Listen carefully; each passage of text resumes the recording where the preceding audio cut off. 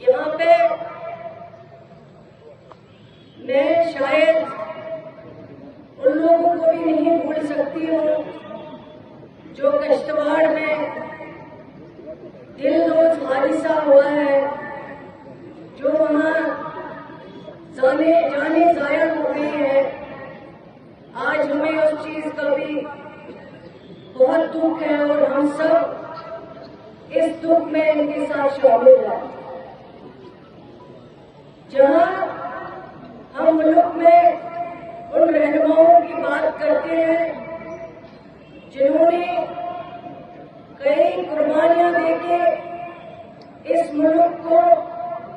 آزاد بنانے میں کام کیا ہے، اس کے ساتھ آج ہم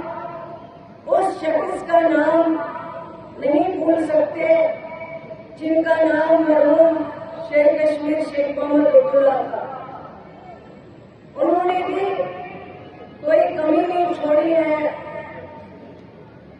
اپنے جموں کشمیر کی قوم کو اکٹھے رکھنے کی، نئے کشمیر کا خواب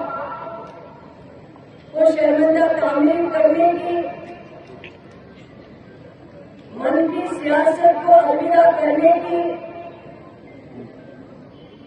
اس کے ساتھ ساتھ جموں کشمیر میں تعلیم کو عام کرنے کی۔ اتنا ہی نہیں، اگر کسی بھی ملک، کسی بھی ریاست، کسی بھی یوٹی کو ترقی کرنی ہوگی، اس ملک کے کچھ شعبے ہیں جن کو سب سے زیادہ اہمیت دی جاتی ہے،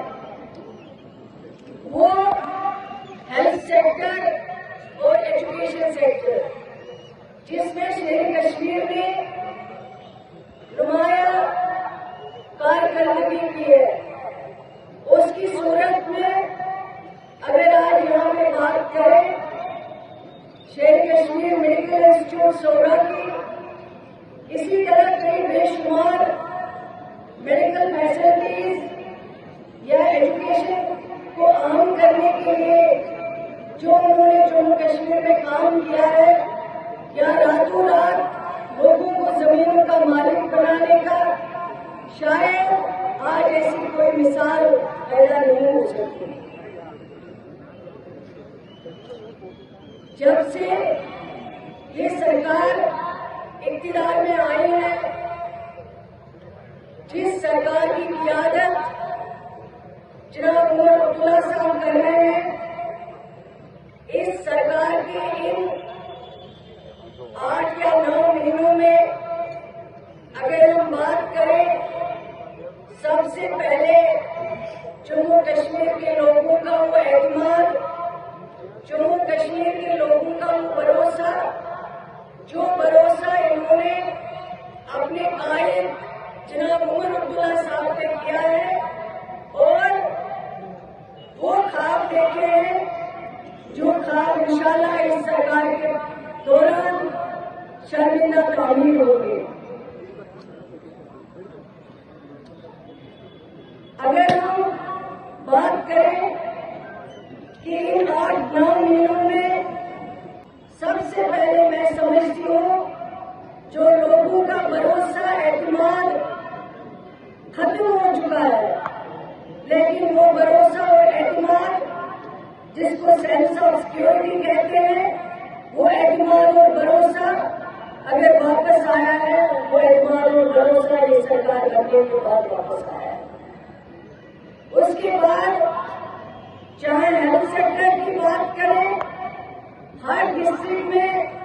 انفراسٹرکچر کو بڑھاوا دینا، ہر ڈسٹرکٹ میں کام شروع ہو گیا ہے۔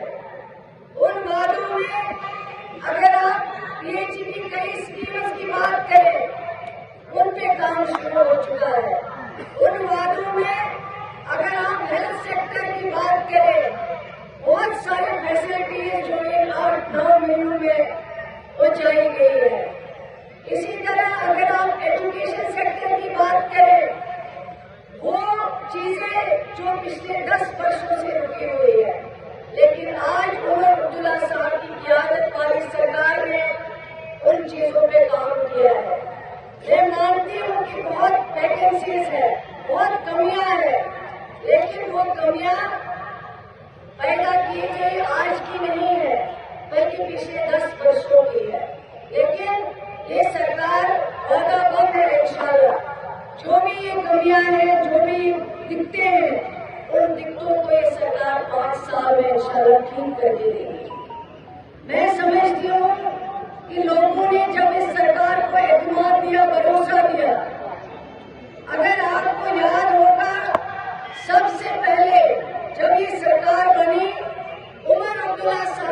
قیادت میں جو کیبنٹ نے ریزولوشن پاس کیا، وہ ریزولوشن اسٹیٹ فوڈ واپس کرنے کی بات تھی۔ اور میں سمجھتی ہوں جو آنریبل ہوم منسٹر صاحب نے پارلیمنٹ میں کمٹمنٹ کی ہے کہ جموں کشمیر کو ریاستی درجہ واپس ملنا چاہیے، اور میں یہ کہنا چاہوں گی کہ ریاستی درجہ جموں کشمیر کے لیے کوئی احسان نہیں ہے۔ جموں کشمیر کے لیے ریاستی درجہ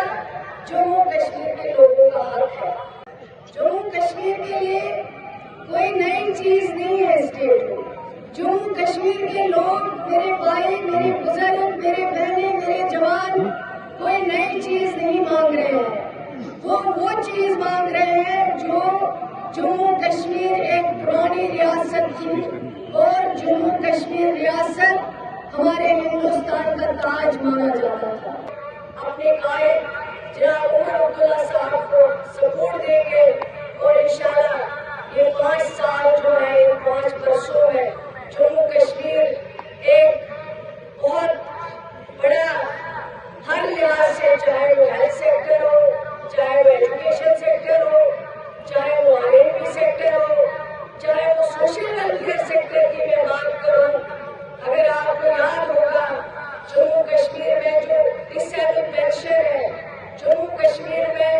جو ویڈو پینشن دیا جاتا ہے،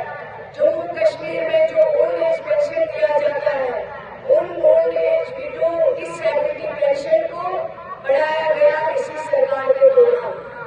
اور اس کے علاوہ جو میرج اسسٹنس کے لیے 50,000 دیے جاتے تھے،